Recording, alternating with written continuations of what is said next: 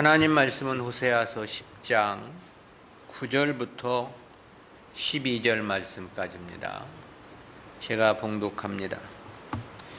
이스라엘아, 내가 기브아의 시대로부터 범죄하였거늘 무리가 기브아에 서서 흉악한 족속을 치는 전쟁을 거기서 면하였도다. 내가 원하는 때에 저희를 경계하리니 저희가 두 가지 죄에 걸릴 때에 만민이 모여서 저희를 치리라. 에브라임은 마치 길들인 암소 같아서 곡식 받기를 좋아하나 내가 그 아름다운 목에 멍에를 메우고 그의 위에 사람을 태우리니 유다가 밭을 갈고 야곱이 흙덩이를 깨트리리라. 너희가 자기를 위하여 의를 심고 긍휼을 거두라. 지금이 곧 여호와를 찾을 때니 너희 묵은 땅을 기경하라. 마침내 여호와께서 임하사 의를 비처럼 너희에게 내리시리라. 아멘. 기브아의 죄와 길들인 암소라는 제목으로 말씀을 듣습니다. 압달락은 금송아지 우상 피탈과 그로 인한 이스라엘의 슬픔 및 수치에 대한 보도였습니다. 이어진 본 단락은 하나님의 심판이 유예되고 있는 중에도 악행을 멈추지 않는 이스라엘의 죄악에 대한 지적입니다. 즉 이제는 심판 유예를 종결하고 하나님의 심판이 결행될 것이라는 그러한 말씀 내용입니다. 그리고 그 결과 이스라엘 백성들 모두가 노예로 전락할 것임을 선포하고 있는 말씀인데요. 이러한 본문은 구속사적 교훈까지 5으로 구분해서 살펴보겠습니다. 첫 번째는 기브아 시대의 범죄입니다. 본문은 앞서 9장 9절에서도 언급한 바와 같이 이스라엘의 범죄가 기브아의 상황과 동일함을 지적한 말씀입니다. 그리고 그럼에도 북이스라엘에 대한 하나님의 징계는 유보되었다는 의미가 함축되어 있습니다. 9절 말씀이죠. 이스라엘아, 내가 기브아의 시대로부터 범죄하였거늘 우리가 기브아에 서서 흉악한 족속을 치는 전쟁을 거기서 면하였도다. 여기서 내가 기브아의 시대로부터 범죄하였거늘이란 말은 9장 9절 강해에서 우리가 살펴본 의미입니다. 기브아의 범죄는 무엇보다 레위인의 첩에 대한 기브아 사람들의 윤간과 그로 말미암은 그 죽음이 핵심이라고 말할 수 있습니다. 그때 레위인은 죽은 첩의 시체를 12조각으로 잘라 12지파에 보냈죠. 그 결과 베냐민 지파는 다른 지파와의 전쟁에서 완전히 전멸의 위기까지 봉착하게 되었습니다. 어찌 보면 이 사건은 당시 이스라엘의 총체적인 타락을 보여주었던 중대한 사건이라고 말할 수 있습니다.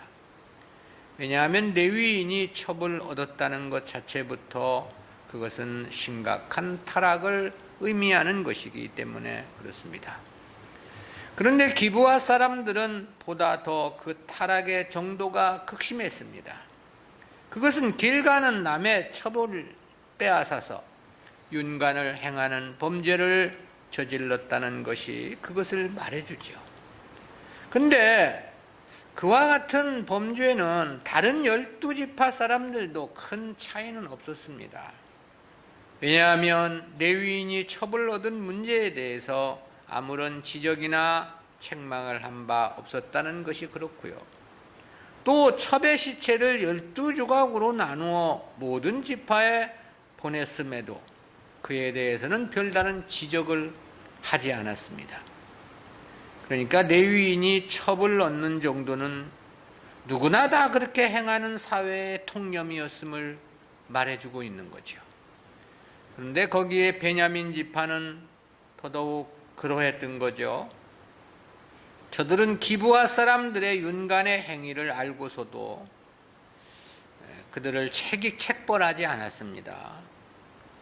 자신들의 지파라 해서 오히려 감싸고 돌았고 다른 12지파와 전쟁을 벌였다는 것이 그런 거죠. 오늘날 우리나라의 지역 감정이나 진영 편중 심리보다 더욱 심각한 양태라고 말할 수 있겠습니다. 따라서 그 당시 전체 이스라엘은 총체적으로 하나님 섬김이 붕괴된 시대라고 평가할 수밖에 없습니다. 그런데 그 중에서도 기브아는 대표적인 죄악의 도성이었던 거죠. 그런데 본문의 북이스라엘의 정황이 그와 같음을 지금 말씀하고 있는 것입니다. 그리고 이어 무리가 기브아에 서서라고 그랬습니다. 이 역시도 사사시대 추악한 죄를 저지르면서 전혀 부끄러움이 없었던 과거와 현재 이스라엘을 동일선상에 두려는 의도의 표현입니다. 그러면서도 이때는 이스라엘 전체가 그와 같음을 지적하고 있는 거죠. 그것은 무리가 기브아에 서서라는 원어의 문법이 3인칭 복수용으로 되어 있기 때문에 그렇습니다. 근데 9절 하반절에서는 그럼에도 저들이 흉악한 족속을 치는 전쟁을 거기서 면하였도다 그랬습니다. 이는 곧 저들을 향하신 하나님의 징계와 심판이 유보되었다는 의미의 표현입니다. 이스라엘 전체가 베냐민 지파처럼 흉악한 범죄에 빠져 있었지만 그들을 쳐서 멸하는 전쟁은 아직까지 일어나지 않았다는 뜻인 거죠. 당시 베냐민 지파는 그 범죄의 결과로 지파가 공멸을 당하는 엄중한 심판을 받은 것이 사실입니다. 그 이후 베냐민 지파는 사실 한 지파로서의 역할을 행사하지 못했습니다. 그저 남유다에 예속되어 살아버린 지파라고 평가할 수 있을 만큼 유명무실한 지파가 되었죠. 근데 그와 동일한 범죄를 저지른 북이스라엘에게는 아직까지도 그런 심판이 내려지지 않고 있었던 겁니다. 하나님의 심판이 유예되고 있었다는 뜻인 거죠. 그러나 역시 이러한 말씀에는 기브아가 당한 것처럼 반드시 하나님의 심판이 있을 것임을 전제하고 있는 것입니다. 당시 기브아는 사울 시대 이후로부터 전쟁을 하기에 매우 유리한 좋은 요새가 있었던 것으로 추정을 합니다. 때문에 이스라엘은 하나님의 심판에 의한 전쟁이 있다 하더라도 크게 염려하지 않았던 것으로 보입니다. 그러나 하나님은 아무리 기브아에 견고한 요새가 있다 하더라도 하나님의 심판을 피할 수 없을 것임을 역설하고 계신 것이죠. 두 번째는 이스라엘이 범한 두 가지 죄입니다. 앞절은 북이스라엘이 기브아와 같은 범죄와 동일선상에 있음을 지적하신 말씀과 함께 하나님의 심판에 대한 유보까지 보도한 말씀이었습니다. 그런데 이어진 이제 10절 말씀은 범죄한 이스라엘의 심판을 선언하시며 그 이유로서 두 가지 죄를 지적을 했는데요. 첫 번째는 심판의 시점입니다. 이와 관련해서는 10절 전반절에서 그렇게 보도했습니다. 내가 원하는 때에 저희를 징계하리니. 여기서 내가 원하는 때로 번역된 히브리어 베아우아티라는 단어는 본래 사모함, 소망, 열망이라는 뜻을 나타내는 단어입니다. 근데 본문에서는 두 가지 의미로 사용이 되었습니다. 하나는 이스라엘에 대한 심판이 전적으로 하나님의 주권에 의해 진행될 것이라는 뜻입니다. 그리고 다른 하나는 그 심판의 시점 역시 하나님께서 정하실 것이라는 그런 뜻인 것이죠. 즉 하나님의 원하심과 하나님께서 작정하심에 따라 심판을 결행하실 것임을 선포하신 것이죠. 심판이 유보되는 것이 북이스라엘의 죄악을 하나님이 모르셔서가 아니라는 뜻입니다. 그렇다고 심판하실 수가 없어서 못하는 것은 더더욱 아니라는 뜻입니다. 하나님의 보다 원대한 뜻과 계획하심에 의해 진행될 뿐이라는 의미인데요. 우리가 오늘 아무런 일이 없다 해서 적당히 살아서는 안 되는 이유입니다. 잘못된 삶은 반드시 하나님의 주권과 정하신 시점에 징계와 심판이 뒤따를 것이기 때문에 그렇습니다. 두 번째는 두 가지 죄에 대한 지적인데요. 하나님의 주권과 정하신 시점에 심판이 결행될 것을 선포하신 하나님은 이어 북이스라엘의 두 가지 죄를 말씀하셨습니다. 10절 하반절이죠. 저희가 두 가지 죄에 걸릴 때에 만민이 모여서 저희를 치리라. 여기서 이 두 가지 죄에 대해서는 학자들의 견해가 분분합니다. 먼저 우드는 여호와를 버린 죄악과 다윗 계열의 정통적인 통치를 거부하고 반역 정부를 세운 결과라고 설명을 했고요. 그와 달리 메이스는 과거 사사시대 기브아에서의 죄악과 현재 이스라엘의 죄악을 지적한 것이라고 그렇게 해석을 했습니다. 또 스튜어트는 이를 비유적으로 받아들여서 죄악이 매우 극악함을 강조한 표현이라고 해석을 했고요. 가렛은 여호와에 대한 배교의 죄와 하나님을 멸시하고 물리적 군사적 힘을 의지한 죄라고 그렇게 설명을 했습니다. 이 그랜드 종합주석이나 옥스퍼드 원어 성서대전은 이 중 우드의 견해가 보다 합당한 것이라고 평가를 했습니다. 그러나 그보다는 이를 비유로 바라본 스튜어트의 견해가 보다 설득력이 있어 보입니다. 일단 문자적으로 이 두 가지에 해당하는 히브리어 리세테라는 단어는 둘이나 두 번째라는 의미도 있지만 두 배라는 의미도 가지고 있습니다. 이게 그렇다면 이는 기브아 시대보다 배는 더 악행을 저질렀다는 그런 의미가 됩니다. 또한 둘이라는 숫자는 언제나 확실성을 나타내는 상징적인 숫자이기도 합니다. 그것은 죄에 대한 증인은 두 사람 이상을 세울 것을 율법이 규정하고 있기 때문입니다.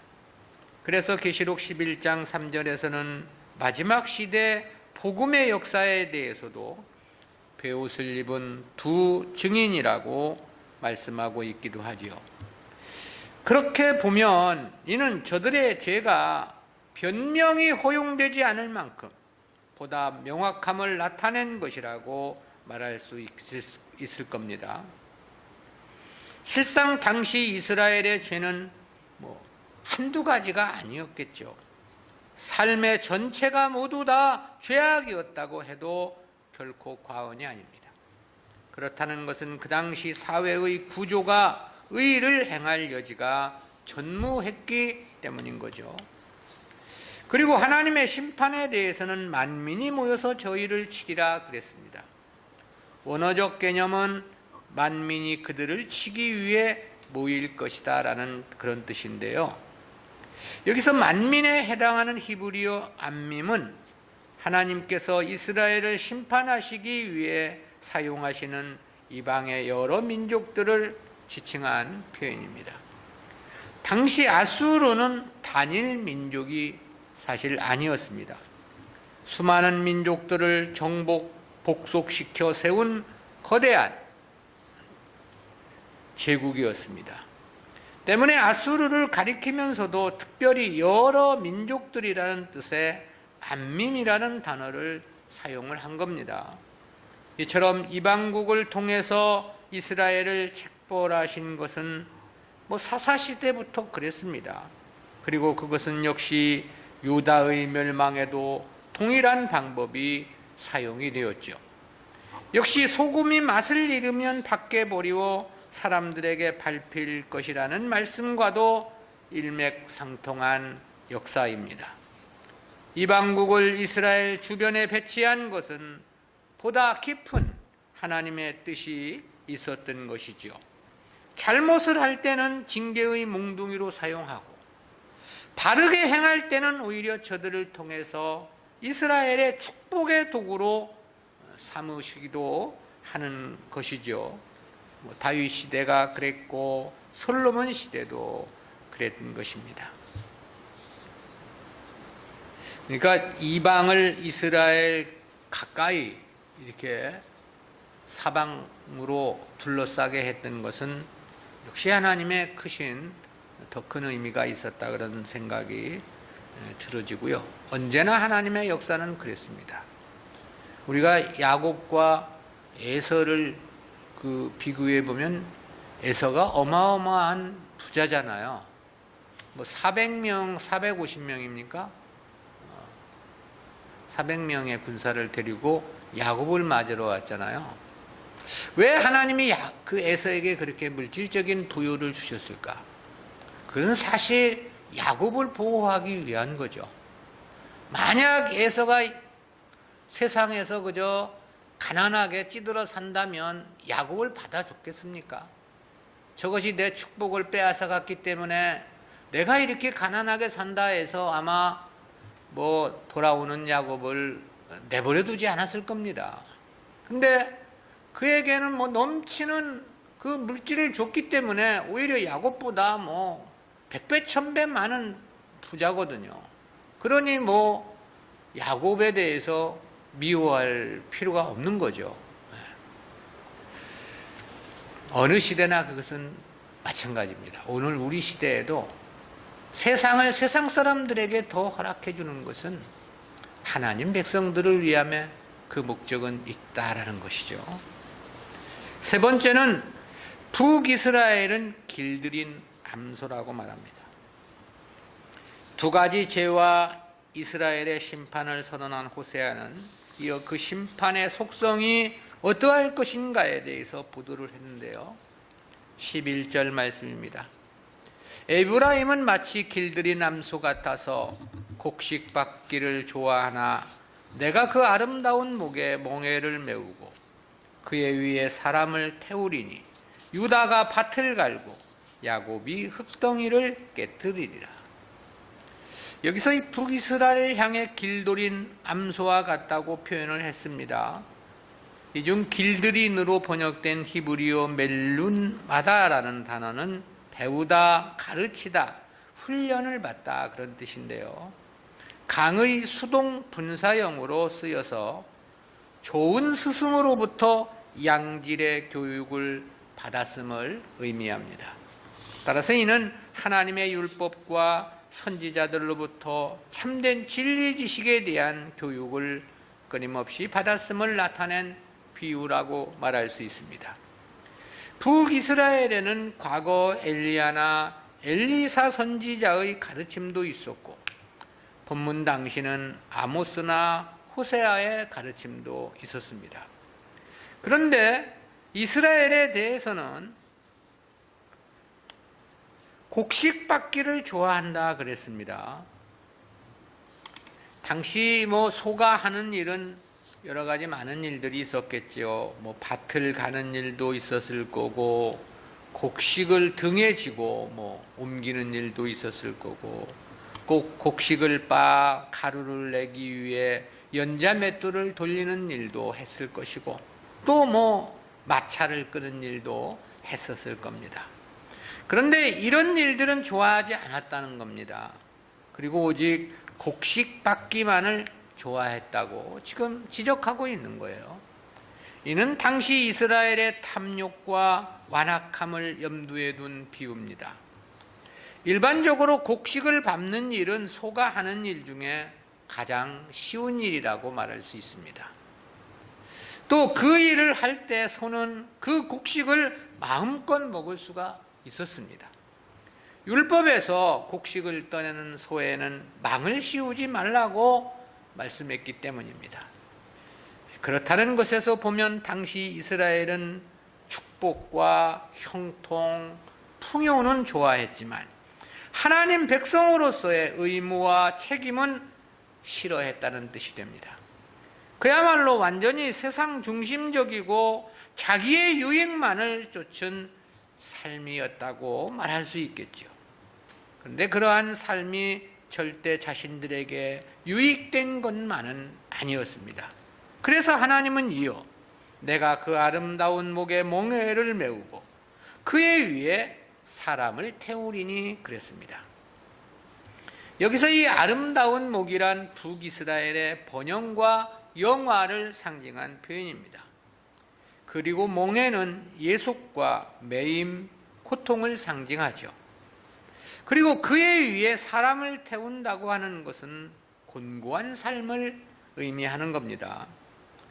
소의 등에 사람이 탔다는 게 아니고 목에 사람이 올라타게 되면 소는 그야말로 갑절은 더 힘들고 고통스러울 수밖에 없겠죠. 거기에다가 스스로는 아무것도 할 수 없습니다. 고삐를 붙잡힌 소는 자신의 위에 올라타고 있는 사람의 뜻대로 움직일 수밖에 없는 까닭이죠. 즉 그토록 하나님을 반항하는 저들에게 저들을 제압할 수 있는 힘을 가진 이방 민족을 통해서 고난과 고통을 더하실 것이라는 그러한 의미의 말씀입니다. 결국 이 말씀은 그대로 성취되었다고 말할 수 있겠죠. 저들은 하나님의 멍에를 벗어 던짐으로 이방 아수르의 멍에를 메어야만 했기 때문에 그렇습니다. 그리고 그 결과에 대해서는 유다는 밭을 갈고 야곱이 흙덩이를 깨뜨리리라 그랬습니다. 여기서의 야곱은 유다와의 대조적인 표현으로 사용됐기에 북이스라엘을 가리킴이 분명합니다. 그리고 밭을 갈고 흙덩이를 깨뜨린다는 것은 이방 나라의 종의 신세로 전락해서 고통스러운 삶을 살 것을 시사한 하나의 비유인 거죠. 즉 곡식을 밟는 것과는 상반된 상황을 말씀하심인 겁니다. 곡식을 밟을 때는 힘도 별로 들지 않고 마음껏 곡식을 먹을 수 있는 기회인 거죠. 그러나 흙을 밟고 흙덩이를 깨는 일은 힘이 힘들기도 하지만 먹을 것은 없는 거죠. 힘들고 고통스럽게 일을 하지만 아무것도 얻는 것이 없을 것이라는 의미가 함의되어 있습니다. 이방의 포로 아수르의 종으로 전락을 하게 되었으니 그럴 수밖에 없는 것은 너무나도 당연한 결과겠지요. 그런데 여기에 유다를 언급한 것은 이 원리는 유다에도 그대로 적용될 것이라는 그런 의미입니다. 그렇다면 그것은 오늘 우리에게도 적용되는 원리라고 말할 수 있겠습니다. 그리고 그것은 실제도 그랬습니다. 왜냐하면 유다도 결국은 바벨론의 멍에를 메었고 주님 당신은 로마의 멍에를 메어야만 했기 때문에 그렇죠. 네 번째는 의를 심고 긍휼을 거두라고 권고한 말씀인데요. 북이스라엘을 향한 강력한 심판을 경고한 호세아는 12절에 와서는 저들을 향하여 간절히 회개를 권면했습니다. 세 가지를 호소했는데요.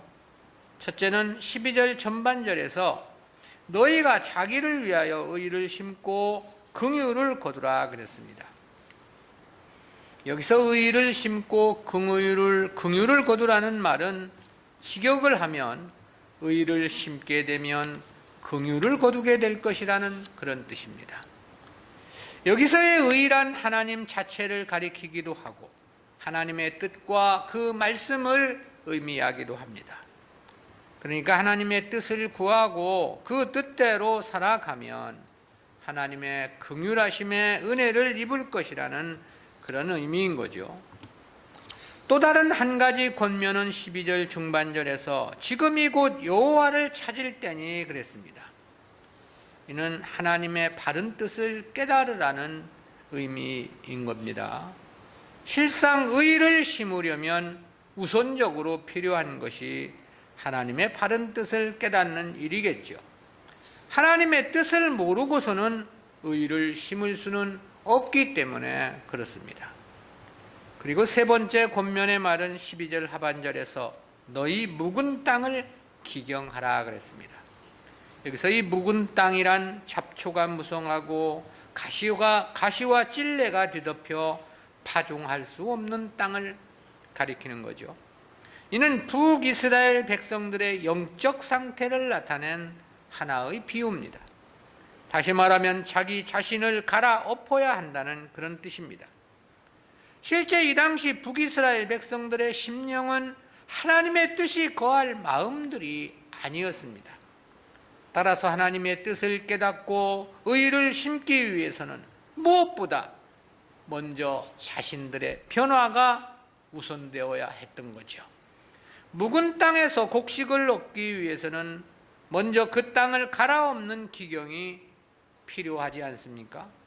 그렇듯이 사람이 하나님의 뜻대로 살기 위해서는 먼저 자기를 부정하지 않으면 안 되는 겁니다. 그동안 자기가 가졌던 지식이나 사상, 삶의 양태 모든 면에서 개혁이 필요하겠죠. 호세아는 이스라엘 백성들에게 그것을 요구하고 있는 겁니다. 그렇게 하면 마침내 여호와께서 임하사 의를 비처럼 너희에게 내리시리라 그랬습니다. 여기서의 이 의는 하나님의 용서와 긍휼, 은혜를 나타낸 표현입니다. 하나님의 뜻대로 사는 자에게 더해 주시는 하나님의 긍휼하심과 은혜는 하나님께서 약속하신 공의이기 때문에 그런 것이죠.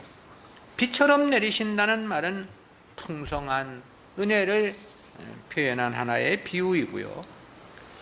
우리는 이러한 말씀에서 두 가지 구속사적인 교훈을 생각해 봅니다. 첫 번째, 성도는 쉽고 가벼운 일만을 원해서는 안 된다는 교훈입니다. 그것은 11절에서 이스라엘을 일컬어 곡식 받기를 좋아한다고 한 말씀에서 깨닫는 교훈입니다. 본래 소가 하는 일은 여러 가지가 있다고 그랬잖아요. 그중 곡식을 밟는 일은 소가 하는 일 중에 가장 쉬운 일이라고 그랬습니다. 또 그 일을 할 때는 소는 곡식을 마음껏 먹을 수가 있었다고 그랬죠. 한마디로 당시 이스라엘이 하나님의 백성으로서의 의무와 책임은 도외시 한 채 축복과 형통만을 원했음을 지적한 것이라고 했습니다. 그야말로 완전히 자기 좋은 것, 자기 유익만을 쫓은 삶이었다고 말할 수 있겠죠. 그런데 이는 북이스라엘 백성들만 그런 것은 아니죠. 인간의 심리가 동서고금, 남녀노소를 막론하고 모두가 동일합니다. 때문에 주님은 서기관들과 바리새인들을 향하여 그런 말씀을 하신 바가 있었습니다. 마태복음 23장 4절이죠. 또 무거운 짐을 묶어 사람의 어깨에 지우되 자기는 이것을 한 손가락으로도 움직이려 하지 아니하며. 이런 경우는 오늘날 우리들도 크게 다르지 않습니다. 우리들도 보면 자기 좋은 것에는 물불을 가리지 않지 않습니까? 자신의 유익을 위해서는 인생을 걸고 거기에 목숨을 걸죠. 그러나 우리가 주님을 위한 일에는 강 건너 불구경 뒷전인 경우가 다반사입니다.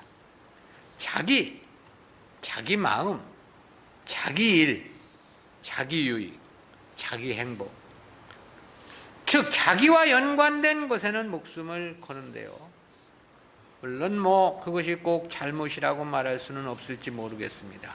그러나 그렇다면 성도로서 주님을 위해서 더는 못한다 하더라도 비슷하게는 해야 하지 않느냐는 생각이 들어집니다. 그것은 하나님을 믿는 사람으로서의 기본일 것이기 때문에 그렇습니다. 주님은 그런 말씀을 하신 바 있죠. 마태복음 10장 37절입니다. 아비나 어미를 나보다 더 사랑하는 자는 내게 합당치 아니하고 아들이나 딸을 나보다 더 사랑하는 자도 내게 합당치 아니하고, 또 부친을 장사하고 주님을 따르겠다는 제자에게 그런 말씀도 하셨습니다. 마태복음 8장 22절입니다. 예수께서 가라사대 죽은 자들로 저희 죽은 자를 장사하게 하고 너는 나를 쫓으라 하시니라. 주님의 일을 우선해야 한다는 말씀 아닙니까? 우리는 이러한 말씀에 그렇게 하면 나는 어떻게 살아가느냐는 생각을 할 수 있겠죠. 그러나 주님께서 이런 말씀을 하시는 것은 그것이 우리에게 더 복되고 유익한 삶이기 때문임을 간과해서는 안 됩니다. 때문에 성도는 믿음과 관련하여 쉬운 일만을 하려 해서는 안 됩니다. 부담을 갖지 않으려 해도 안 됩니다. 나는 할 수 없다는 부정적인 생각을 가져서도 안 되겠죠. 그것은 암소가 곡식 밟는 일만 좋아하는 경우와 같기 때문입니다. 그리고 그것은 결과적으로도 자기를 위함이 아니기 때문에 그렇습니다. 그래서 유다가 밭을 갈고 야곱이 흙덩이를 깨트리리라라고 말씀을 하셨죠. 더 무겁고 감당기 힘든 고난이 주어질 것이란 뜻인 거죠. 때문에 우리는 힘들고 어려운 일은 내가 먼저 하겠다는 자세가 필요합니다. 주님의 역사는 내가 부담하고 내가 감당하겠다는 자세를 가져야만 하는 거죠. 그것이 하늘의 보화를 쌓는 일이기도 하고 그것이 다함이 없는 보물을 얻는 길이기도 하고 그것이 낡아지지 않는 주머니를 만드는 가장 축복된 일이기 때문에 그렇습니다. 그래서 그런 자에게 의를 비처럼 너희에게 내리시리라 라고 말씀을 하신 것이죠. 두 번째는 믿음의 행위는 다 자기를 위한 것이라는 교훈입니다. 그것은 12절에서 너희가 자기를 위하여 의를 심고 긍휼을 거두리라고 말씀하신 말씀에 함유된 진리입니다. 여기서의 의란 하나님 자체를 가리키기도 하고 하나님의 뜻과 그 말씀을 의미한다고 그랬습니다. 또 하나님의 역사, 주님께서 이루어 가시는 일에 동참함을 가리킨 표현이기도 합니다. 주님을 위한 삶을 뜻하며 영생을 위한 삶을 가리킨 표현이기도 하죠. 이런 것들은 모두가 다 하나님의 뜻에 부합되는 일이기 때문에 그렇습니다. 그런데 그렇게 의를 위해 심을 것을 말씀하면서 자기를 위하여라는 전치사를 제시했습니다. 즉 의를 심는 일은 모두 자기를 위한 것이라는 그런 뜻인 거죠. 때문에 의를 위해 심으면 긍휼을 거둘 것임을 말씀하신 것입니다. 자연의 원리는 심는 대로 거두게 되어 있죠. 그래서 한국 속담에 콩 심은 데 콩 나고 팥 심은 데 팥 난다는 말이 있기도 하지 않습니까? 그런데 신앙의 원리는 보다도 엄격한 심는 대로 거두는 원리입니다. 보다 더 완전하고 완벽한 심는 대로의 원리인 거예요. 왜냐하면 꼭 심은 것만큼 거둘 수밖에 없고 반드시 심은 것만큼만 거두게 될 것이기 때문입니다. 그래서 바울은 고린도후서 9장 6절에서 그렇게 말을 한 바 있습니다. 이것이 곧 적게 심는 자는 적게 거두고 많이 심는 자는 많이 거둔다 하는 말이로다. 또 그런 말씀도 있습니다. 갈라디아서 6장 7절 8절입니다. 스스로 속이지 말라. 하나님은 만홀이 여김을 받지 아니하시나니 사람이 무엇으로 심든지 그대로 거두리라. 자기의 육체를 위하여 심는 자는 육체로부터 썩어진 것을 거두고 성령을 위하여 심는 자는 성령으로부터 영생을 거두리라. 마태복음 10장 42절에서 주님은 냉수 한 그릇도 결코 상을 잃지 않을 것임을 말씀했고요. 마태복음 6장 19절 20절에서는 너희 보물을 땅에다 쌓지 말고 하늘에 쌓으라고 말씀하기도 하셨죠. 모두가 다 콩 심은데 콩 나고 팥 심는데 팥 난다는 원리를 말씀해 주신 겁니다. 성도가 주님의 뜻을 쫓고 주님 섬김에 최선을 다해야 하는 이유죠. 믿음은 심는 대로 심은 것만큼 거두는 원리이기 때문에 그렇습니다. 북이스라엘 백성들은 자기를 위하여 심은 거죠. 세상 것만을 그래서 쫓았던 거고요. 그것을 위해서는 물불을 가리지 않았을 것이 분명합니다. 하나님을 반역하고 우상을 쫓을 정도로 자기만을 위해, 자기 세상만을 위해 살았던 것이죠. 그래서 그 결과 하나님은 유다가 밭을 갈고 야곱이 흙덩이를 깨뜨리리라 그랬습니다. 결과는 더 무겁고 감당기 힘든 고난일 것이며, 그러면서도 거기에는 아무것도 거둘 것이 없을 것이라는 의미의 표현입니다. 성도는 주님을 위한 삶이어야만 합니다. 오직 주님의 기쁨을 위해 살아야만 합니다. 주님의 역사라면 좌우를 두리번거릴 이유가 없는 거죠. 주님의 일이라면 물불을 가리지 말아야 하는 것입니다. 한 움큼의 밀가루뿐이라도 그렇고 생활비 전부가 두 랩돈 뿐이라도 마찬가지입니다. 그것은 자기를 위하여 의를 심으라고 말씀했기 때문입니다. 그래야 긍휼을 거둘 수 있을 것임을 말씀했기 때문이죠. 그런 자에게 의를 비처럼 내릴 것이라고 약속해 주셨기 때문입니다. 성도에게 희망은 하나님뿐이기 때문에 그렇습니다. 주님을 위한 삶 말고 우리에게 다른 희망, 다른 복된 길은 없기 때문에 그렇습니다. 이 한 주간 동안도 주님이 기뻐하시는 삶으로 사라질 수 있도록 최선을 다합시다. 기도합니다. 사랑의 하나님, 은혜를 감사합니다. 오늘도 기브아의 죄와 길들인 암소라는 비유를 통해서 우리에게 귀한 말씀 깨닫게 해주심 진실로 감사합니다. 내가 좋아하는 것, 편하고 쉬운 것만을 원하는 어리석은 마음 갖지 않도록 도와주시고, 하나님의 역사에는 힘들고 어려운 일, 내가 감당할 것이라는 각오와 결단 있게 하시며, 주님을 위한 그 모든 삶들이 다 자기 자신을 위한 것이라는 진리의 말씀도 깨달을 수 있도록 은혜를 더하여 주시옵소서. 그로 인하여 감사함으로 주님을 섬기게 하시고 기뻐함으로 주님의 역사에 동참할 수 있도록 인도해 주옵소서. 감사드리옵고 예수님의 이름으로 기도드리옵나이다. 아멘.